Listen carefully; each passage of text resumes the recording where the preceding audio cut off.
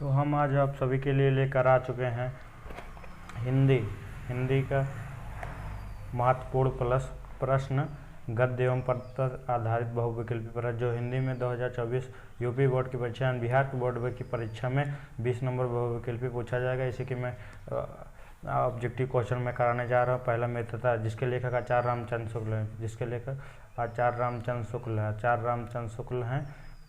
आचार्य रामचंद्र शुक्ल जी का जन्म कब हुआ था? 1884 में। कब हुआ था? 1884 में।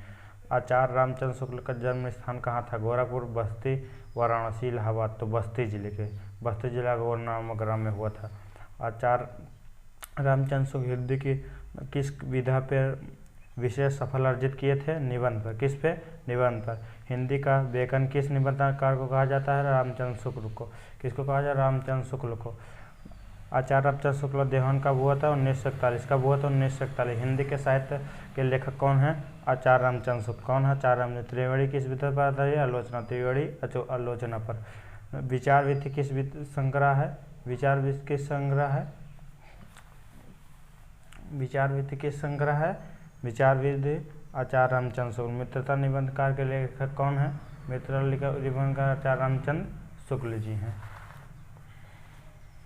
तो आ जाते हैं हम लोग अगला प्रश्न पर। विश्वास पत्र के जीवन की औषधि कहा जाता है क्योंकि? विश्वास पत्र मित्र का जीवन औषधि का क्यों कहा जाता है? क्योंकि उत्तम संकल्प दृढ़ करना चाहिए, दोषों को दूर करना चाहिए, कुछ मार्ग की बचाना, उपयुक्त सभी सब करना चाहिए। कुसंग जड़ भयानक होता है क्योंकि वह नशा करता है, उपयुक्त सभी में। नीति में, सद्वृत्ति में, बुद्धि का। हमें कैसे मित्र की खोज करना चाहिए? हमें सत्यमार्ग की, आत्मबल के, दृढ़ निश्चय बल की। मित्रता नामक पाठ के लिए कौन है? सलाह देते हैं निश्चयों के, सत्यवादियों को, ईमानदारी को, इनमें से सभी। इनमें से क्या हो गया? सभी। अब हम पढ़ेंगे ममता के लेखक कौन है? जयशंकर प्रसाद है, जो 2 कक्षा 10 क्लास 10th ऑब्जेक्टिव को हिंदी का आप तैयार कर लीजिए। इसी में 20 मिल जाएगा ऑब्जेक्टिव। तो जयशंकर प्रसाद किस युग के थे? तो ये थे शुक्ल युग। जयशंकर प्रसाद किस युग? शुक्ल युग। जयशंकर प्रसाद जन्म कब हुआ था? 1889। कब हुआ? 1889। जयशंकर प्रसाद का जन्म कहाँ हुआ था? काशी में। कहाँ हुआ था? काशी में। जयशंकर प्रसाद का निधन कब हुआ था? जयशंकर प्रसाद का निधन कब हुआ था? 1937 में। धुर्वस्वामिनी नाटक के रचनाकार कौन है? धुर्वस्वामिनी नाटक के रचनाकार कौन है? जयशंकर प्रसाद। कौन है? जयशंकर। ममता के पिता का क्या नाम? चूड़ीमणि। ये मेरी मोस्ट इम्पॉर्टेंट क्वेश्चन है। ममता के पिता का नाम चूड़ीमणि था। हुमायूं किस रूप में ममता के कुटिया को प्रकट किया? सैनिक के रूप में। किस रूप में? सैनिक के। ममता हुमायूं को शरण देने में हिचकिचाती है क्योंकि?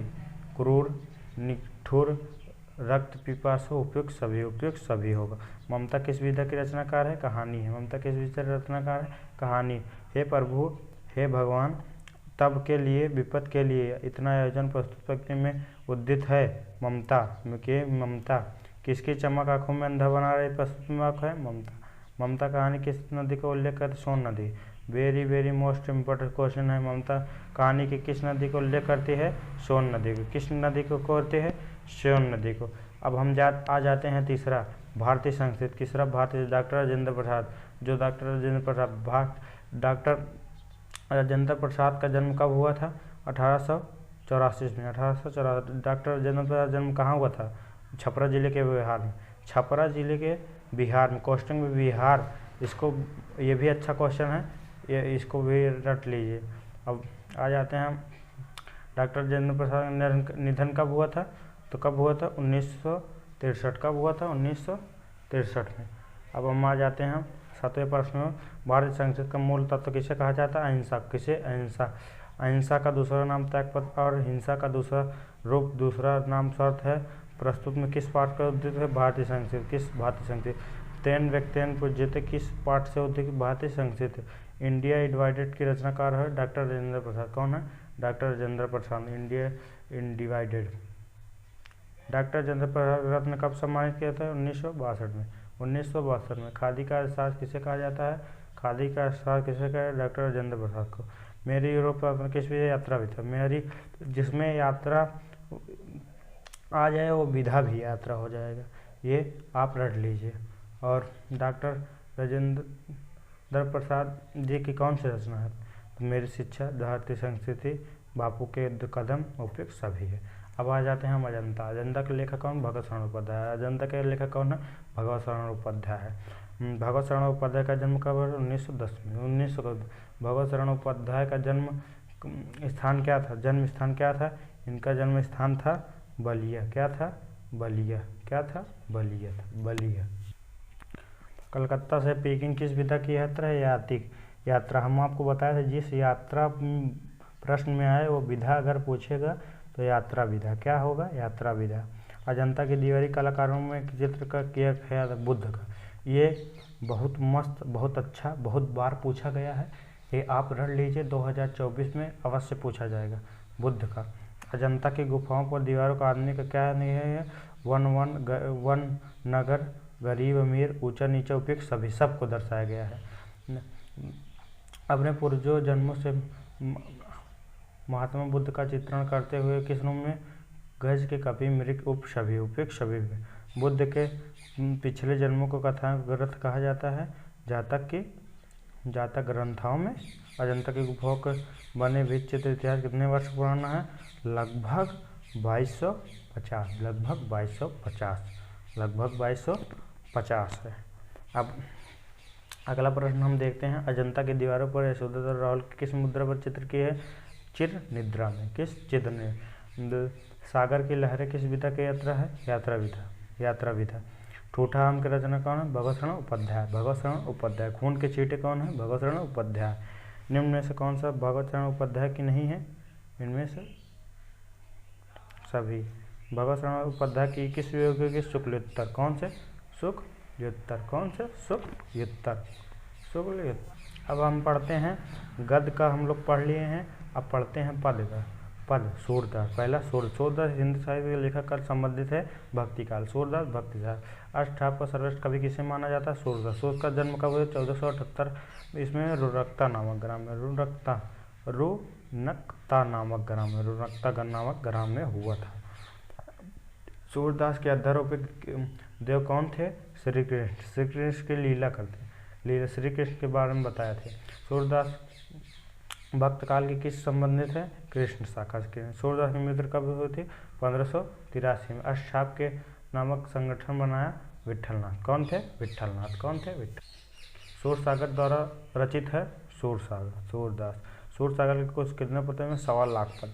ये भी वेरी मोस्ट इंपॉर्टेंट है। सूरसागर के कुल कितने पद थे? 1.25 सागर। सूरसागर के छंदों की संख्या कितनी थी? 1107। कितनी थी? 1107। ये भी वेरी मोस्ट इंपॉर्टेंट है। सूरसागर 1107 थी। साहित्य लहरी के दृष्टिकूट पदों की संख्या कितनी थी? 118 थी। कितनी थी? 118। ये भी बहुत अच्छा प्रश्न है, आ सकता है, आप रट लीजिए। निम्न में से कौन सा रचना सूरदास की है? इनमें से सूरसागर, सूरसरलवली, साहित्य लहरी, इनमें से सभी। अब हम पढ़ेंगे तुलसीदास। तुलसीदास धनुषभंग, वन पद पर। तुलसीदास हिंदी साहित्य के किस काल पर संबंधित है? भक्ति काल। तुलसीदास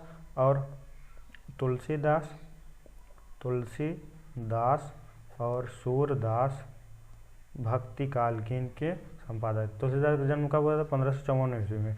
तुलसीदास का सर्वमान्य जन्म कहाँ हुआ था? राजापुर में। तुलसीदास की मृत्यु कब हुई थी? संवत 1680 में। संवत 1680 में। तुलसीदास भक्ति काल के किस शाखा में कवि थे? राम भक्ति के। किसे? राम भक्ति। तुलसीदास रामचरित रचना किस भाषा में की थी? अवधी भाषा में। किस? अवधी भाषा में। किस भाषा में? अवधी भाषा में की थी। निम्न में से कौन सा रचना तुलसीदास की है? विनय पात्रिक, कवितावली, दोहावली का, ये सब तुलसीदास जी। तुलसीदास का बचपन का क्या नाम था? राम बोला। क्या नाम था? राम बोला। तुलसीदास के गुरु का क्या नाम था? हरिहरिदास। वेरी मोस्ट इंपॉर्टेंट है। तुलसीदास गुरु का नाम हरिहरिदास। तुलसीदास के अपने काव्यों की रचना किस शैली में किए थे? उपयुक्त सभी, दोहा, चौपाई, संज्ञा, उपयुक्त सभी, ये सब में किए थे सभी। वन पद पर शीर्षक किसके लेखक है? कवितावली। वन पद किस पर आधारित है? कवितावली। धनुषभंग शीर्षक के ये कौन है? रामचरितमानस।